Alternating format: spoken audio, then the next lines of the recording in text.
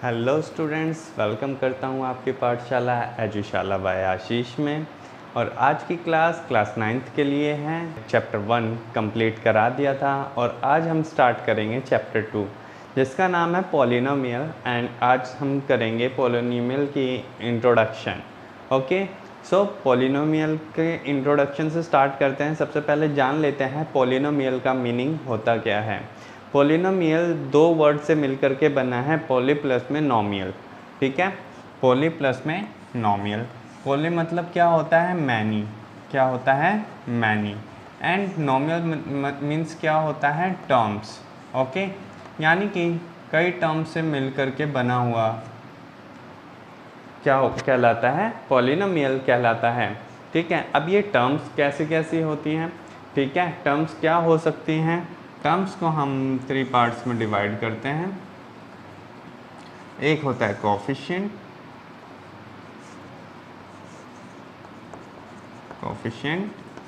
Second variable and constant. Okay, इनसे मिलकर के बना होता है ये सारे होते हैं टर्म्स, और इन सभी टर्म्स को मिला देंगे तो क्या बन जाएगा? पॉलिनोमियल बन जाएगा। लेकिन जान लें कि कोफिशिएंट क्या होता है, वेरिएबल, और कांस्टेंट क्या होता है। कोफिशिएंट क्या होता है? Value with variable. ओके, जो वैल्यू होती है, जो डिजिट होती है वेरिएबल के साथ, उसको क्या बोलते हैं? कोफिशिएंट बोलते हैं। ठीक है, वेरिएबल क्या होता है? वेरिएबल बच्चों होता है वो जिसकी वैल्यू हमें पता नहीं है। ठीक है, जिसे हम लेट करके चलते हैं, जैसे कि x हो गया, y हो गया, p q r एनीथिंग। ठीक है, जिसकी वैल्यू हमें पता नहीं है और हमें वैल्यू निकालनी पड़ती है, तो वो क्या होते हैं? वेरिएबल। ओके, फॉर एग्ज़ाम्पल मैंने आपको बताया है, जैसे कि x हो गया, y हो गया, किसी भी इक्वेशन के अंदर p हो गया, एट्सेट्रा। मतलब कुछ भी हो सकता है जिसकी वैल्यू हमें पता नहीं है। कांस्टेंट क्या होता है? कांस्टेंट होती है फिक्स्ड वैल्यू, यानी कि जो फिक्स्ड होता है, जो डिजिट फिक्स्ड है। यानी कि अगर हमें कोई डिजिट दी हुई है तो हम उसे चेंज नहीं कर सकते, जैसे कि 1 2 3 4। ठीक है, 15 16। अगर 16 है तो उसका मतलब 16 ही होता है, हम उसे 15 नहीं बता सकते। ठीक है, जिसकी वैल्यू 14 है उसे हम 14 ही बताएंगे। 14 के अलावा और कुछ नहीं बोल सकते, ना 13 ना 15 बोल सकते हैं। ठीक है, तो इन्हें मिला करके क्या बन जाएगा? पॉलिनोमियल बन जाएगा। एक एग्जांपल देता हूँ जिससे आपको और क्लियर हो जाएगा, जैसे कि 6x² - 4y प्लस में 17। ओके, ये एक हमें इक्वेशन है। तो इस इक्वेशन में हम पहचानेंगे कि क्या कोफिशिएंट है, क्या वेरिएबल है और क्या कांस्टेंट है। ये तो टर्म्स हैं अलग अलग, एक टर्म ये रही, एक टर्म ये रही, एक टर्म ये रही। इन तीनों टर्म्स को हमने मिलाया तो क्या बन गया? पॉलिनोमियल बन गया। ठीक है, अब इसमें देखो, अगर मैं पूछूं कि x² का कोफिशिएंट क्या है, तो वैल्यू विद कोफिशिएंट क्या होता है? Value with variable. भाई वेरिएबल यहाँ x² है, यहाँ पे x² है पूरी इक्वेशन के अंदर, और y भी है। लेकिन मैंने पूछा कि x² का कोफिशिएंट क्या है, यानी कि वैल्यू विद वेरिएबल। x² के साथ कौन सी वैल्यू है? 6 है। इसका मतलब 6 क्या है? Coefficient of x²। अगर मैं पूछ लूँ कि कोफिशिएंट ऑफ y क्या है, तो आप क्या बताओगे? कोफिशिएंट ऑफ y है 4। ओके, एंड देन अगर मैं पूछूं कि यहाँ पे कांस्टेंट क्या है, तो आप क्या बताएंगे? 17। कांस्टेंट क्या है? 17। 17 की जगह हम और कुछ नहीं लिख सकते और कोई वैल्यू नहीं लिख सकते, तो 17 आपका क्या आ गया? कांस्टेंट आ गया। तो यही सब टर्म्स मिलकर के क्या बनाए? इसको पॉलिनोमियल बना लिया। ठीक है, यानी कि सभी टर्म्स को हमें जोड़ने पे क्या बनना चाहिए? क्या बनता है? पॉलिनोमियल बनता है। तो अब हम देखते हैं degree of polynomial. Degree of polynomial, degree of polynomial. ये डिग्री ऑफ पॉलिनोमियल क्या होता है? भाई डिग्री मतलब कि हाईएस्ट पावर। क्या होता है? Highest power. ठीक है, एक्सपोनेंशियल पावर्स आपने पढ़ी ही होगी। तो डिग्री का मीनिंग क्या होता है? डिग्री का मीनिंग होता है हाईएस्ट पावर, हाईएस्ट पावर। जिसकी हाईएस्ट पावर होती है वही क्या होगा, डिग्री ऑफ पॉलिनोमियल होगा। ठीक है, अब इसमें degree of polynomial mainly 3 types में डिवाइड की गई हैं, जैसे कि नंबर 1 है आपका लीनियर डिग्री। ये लीनियर डिग्री क्या होती है, जिसमें मैक्सिमम पावर जिस पॉलिनोमियल में कितनी होगी, ओनली 1 पावर मैक्सिमम। एग्जाम्पल के लिए x प्लस में 9, p प्लस में 2, यहाँ पे p की वैल्यू क्या है, p की पावर क्या है 1 है, x की पावर क्या है 1 है। इसका मतलब ये क्या है, लीनियर डिग्री ऑफ पॉलिनोमियल। क्या है, लीनियर डिग्री ऑफ पॉलिनोमियल। ठीक है, नेक्स्ट मूव करते हैं सेकंड वाला पॉइंट, जो कि क्या है,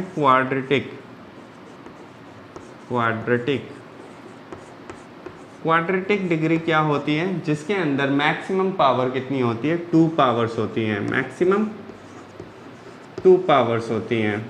ठीक है, 2 पावर्स मीन्स, एक एग्जांपल इसका मैं बताऊं तो एग्जांपल है इसका 6x² प्लस में 4x माइनस में 9।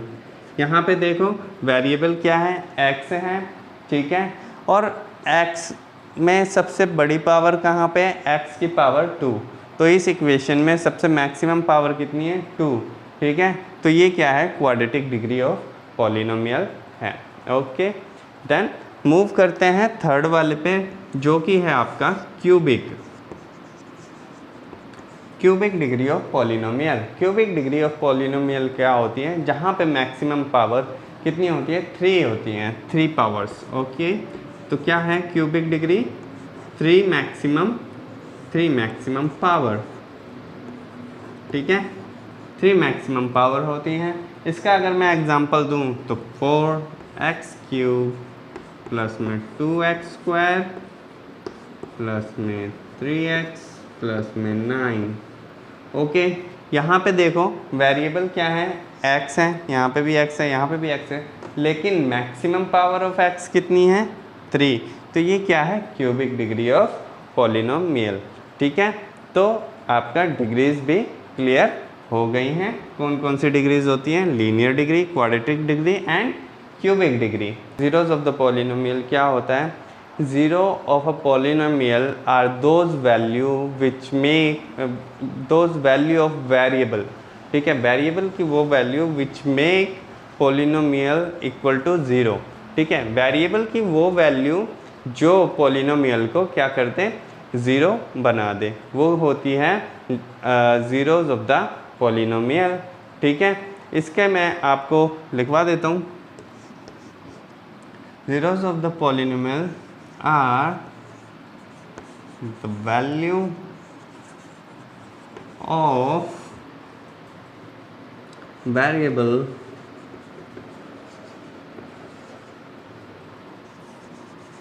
which make polynomial equal to 0। भाई जो 0 के इक्वल बना दे पॉलिनोमियल को, ऐसी वैल्यू वेरिएबल की क्या होती है, जीरोज ऑफ द पॉलिनोमियल होती हैं। अगर मैं आपको एक एग्जांपल दूं तो मैं आपको एक एग्जांपल देता हूं, माइनस में 4y। ओके, ठीक है, ये आपको दिया हुआ है py। ओके, py का मीनिंग क्या, पॉलिनोमियल ऑफ y। ठीक है, अगर आपको पॉलिनोमियल ऑफ y क्या दिया हुआ है, if check if y is equal to 4, if y is equal to 4 check whether it is zeros of the polynomial. ठीक है, हम चेक करते हैं, 4 रख देते हैं y की जगह, तो यहाँ पे p4 क्या आ जाएगा, 4 4 16 माइनस में 4 4 16, और ये किसके इक्वल आ गया, 0 के इक्वल आ गया। इसका मतलब y इज इक्वल टू 4 क्या है, जीरोज ऑफ द पॉलिनोमियल है। तो ये काफ़ी इजी था, कोई मुश्किल नहीं था। तो अब मूव करते हैं आगे।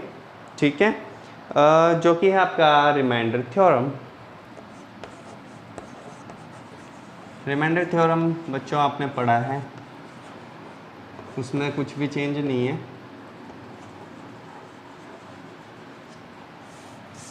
ठीक है, रिमाइंडर थ्योरम क्या होता है?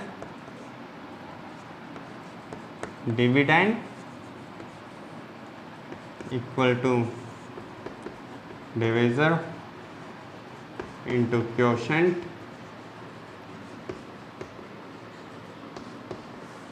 क्वोशंट प्लस में रिमाइंडर। ओके, यही है आपका क्या? Remainder theorem. और ये किस तरह से यूज़ होगा हम क्वेश्चंस के साथ बताएंगे, क्योंकि इसके अंदर पॉलिनोमियल है तो इक्वेशंस के साथ डिवाइड करना होगा। ठीक, तो आपको क्वेश्चन के साथ बताएंगे। ठीक है, तो इसमें कुछ अलजेब्रिक आइडेंटिटीज़ हैं, वो भी मैं आपको बता देता हूँ। अलजेब्रिक आइडेंटिटीज़ जो यूज़ होंगी क्वेश्चंस में। ओके, अलजेब्रिक आइडेंटिटीज़ यानी कि कुछ फॉर्मूले हैं, जैसे कि x प्लस वाई का होल स्क्वायर जो कि इक्वल होगा किसके? एक्स स्क्वायर प्लस में वाई स्क्वायर प्लस में 2xy। कंफ्यूज मत होना बच्चों, काफ़ी इजी है। x माइनस वाई का होल स्क्वायर, ये आपका फर्स्ट था। सेकंड ये आइडेंटिटी, ये भी सेम ऐसे ही होता है, बस यहाँ पे इसकी जगह क्या आ जाएगा? माइनस आ जाएगा। ठीक है, एक्स स्क्वायर प्लस में वाई स्क्वायर माइनस में 2xy, ये हो गया। ठीक है, उसके बाद आपका है एक थर्ड, एक्स स्क्वायर माइनस में वाई स्क्वायर, ये आपका किसके इक्वल होगा? x प्लस वाई मल्टीप्लाई में x माइनस वाई, इसके इक्वल होगा। ठीक है, उसके बाद एक और है आपका क्या? फोर्थ, x प्लस a और x प्लस b, ये है। ठीक है, आप इसे सॉल्व भी कर सकते हैं, लेकिन मैं आपको बता देता हूँ इसका क्या है। एक्स स्क्वायर प्लस में x into A plus B plus में A B. Okay, A B, ये इसका फॉर्मूला। एक्स स्क्वायर प्लस में x ब्रैकेट के अंदर a प्लस बी प्लस में ए बी। ठीक है, और ये आपको सॉल्व करके भी आ सकता है। और ये कुछ थी अलजेब्रिक आइडेंटिटीज़ जो आपकी यूज़ होगी चैप्टर के अंदर। तो आज की क्लास में बस इतना ही। पॉलिनोमियल का इंट्रोडक्शन आज मैंने करा दिया है। नेक्स्ट क्लास में आपके क्वेश्चंस कराए जाएंगे। ठीक है, और एक्सरसाइज स्टार्ट करा दी जाएगी। और फाइनली जो मेरी वीडियोस देख रहा है उसको लाइक, सब्सक्राइब एंड शेयर ज़रूर कर दें। शेयर करने का एक और फ़ायदा है जिससे दूसरे बच्चों को भी हेल्प मिल पाएगी मेरे वीडियोस की। ठीक है, तब तक के लिए अलविदा चाहता हूँ। फिर मिलते हैं नेक्स्ट वीडियो में, तब तक के लिए बाय बाय, टेक केयर बच्चों।